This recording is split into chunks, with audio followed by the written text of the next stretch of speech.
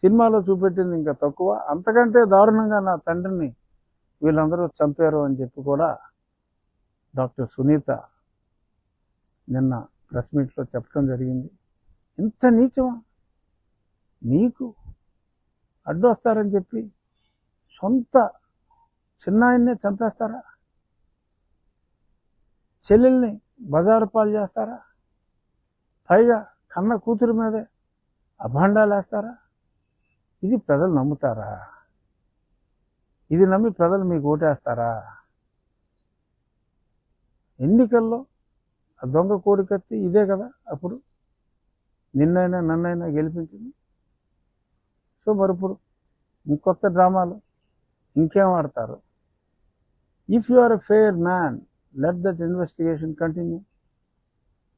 సిబిఐని మీరే కోరండి. నా మీదకి అనుమానాలు వస్తున్నాయి, let them enquiry and close it అని అడగండి. దమ్ము ఉంటే, ధైర్యం ఉంటే. అడగరు. ఎందుకంటే అందుకే అడగరు. సో అంచేత ఇక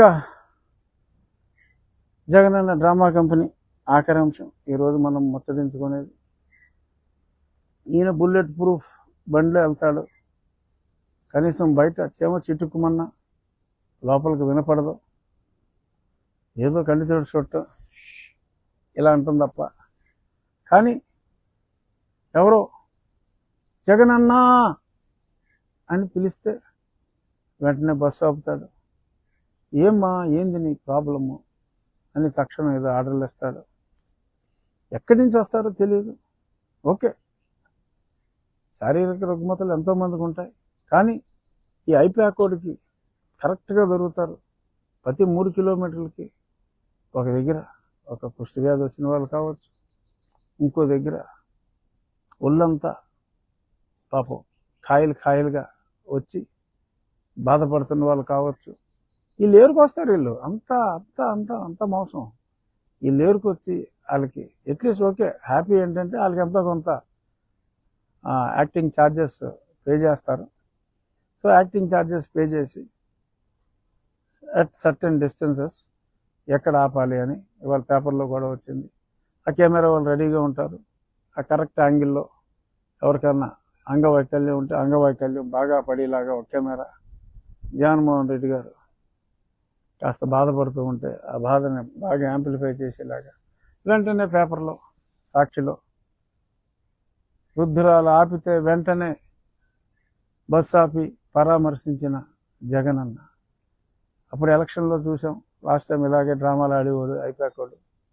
ఇలాగే మళ్ళీ సేమ్ డ్రామాలు ఇంకా మారలా ఇల్లు, అదే డ్రామాలు రిపీటు. కానీ మరి ఇంకా ఎవడో ఎలక్షన్ క్యాంపెయిన్కి ఇండివిజువల్గా వెళ్తున్నాడు. మరి ఇంకా మీటింగులకి ఆర్టీసీ బస్సుకి ఇద్దరు కూడా అతని మీటింగులకి రావట్లేదు. చాలా దారుణం. చంద్రబాబు గారు రోడ్ షోలకి పోటెత్తున్నారు జనం. ఈయనేమో భారీ బహిరంగ సభలో మేము సిద్ధం అని ఏదో మొదలెట్టారు. బట్ మేము సిద్ధంగా లేవురా బాబు అని చెప్పి జనం అందరూ కూడా పని చూసుకోరా బాబాయ్ అబ్బాయి అని చెప్పి చెప్తున్నారు. అయినప్పటికీ సిగ్గు లేకుండా సాక్షిలో అయితే మటుకు బేభత్సంగా రాసుకుంటున్నారు. నిన్న అన్ని పేపర్లో వచ్చింది. నేను సుప్రీంకోర్టులో వేసిన కేసు, జగన్మోహన్ రెడ్డి సిబిఐకి చివాట్లు పెట్టారు. ఇంకో 4 వారాలు టైం ఇస్తున్నాను, ఆలస్యానికి కారణం ఎందుకు చెప్పట్లేదు. ఇవన్నీ కూడా చాలా స్పష్టంగా చెప్పారు. ఈనాడు, ఆంధ్రజ్యోతిలో హెడ్లైన్ వచ్చింది. సాక్షిలో చూసా, నాకు ఎక్కడా కనపల్లా.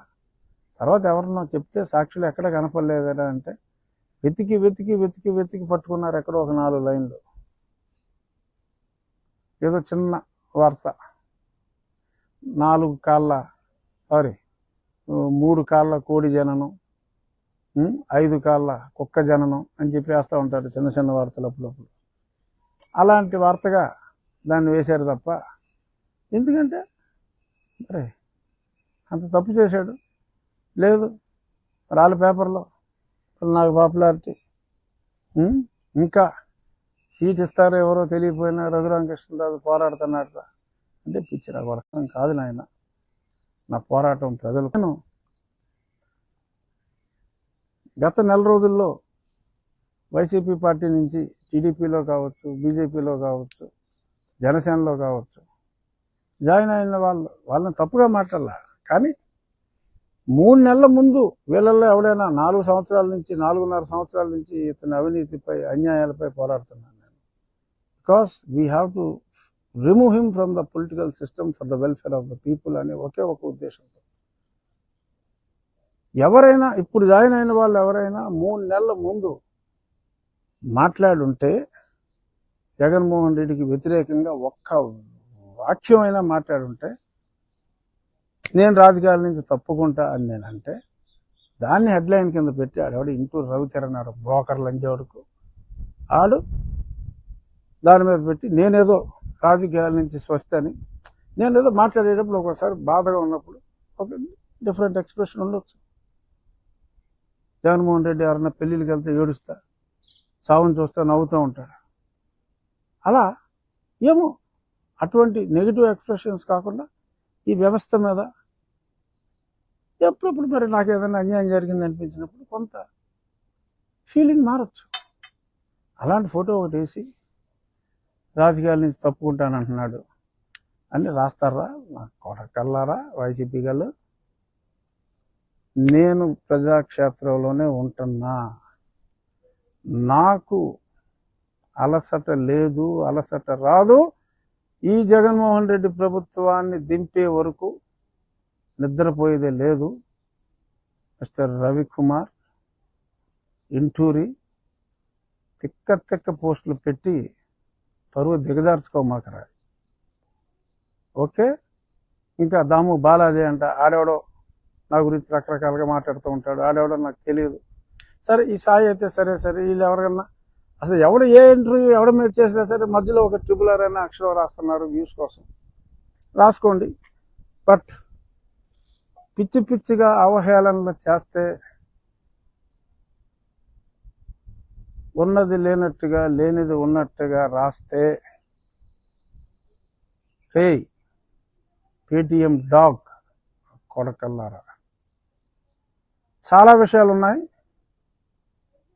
అది బయటికి తెస్తే గుండాకి చస్తారు మీ అధినేతలు. Be careful, it's my pleasant warning. చాలా ప్రేమతో ఇస్తున్నాను వార్నింగ్. గుర్తుపెట్టుకోండి, బొల్లు దగ్గర పెట్టుకోండి. ఇంకా ఎందుకులే, మనకు కావాల్సింది ప్రజలకు రక్షణ అని నేను వ్యక్తిగతంగా రాట్లా. ఆ కొడకల్లారా నా ఇక్కడ బొచ్చు ఇంకెక్కడ బొచ్చో తప్పితే నీకు మాట్లాడడానికి ఏముందిరా చెత్త నా కొడకల్లారా అని అనాలనిపించినా కూడా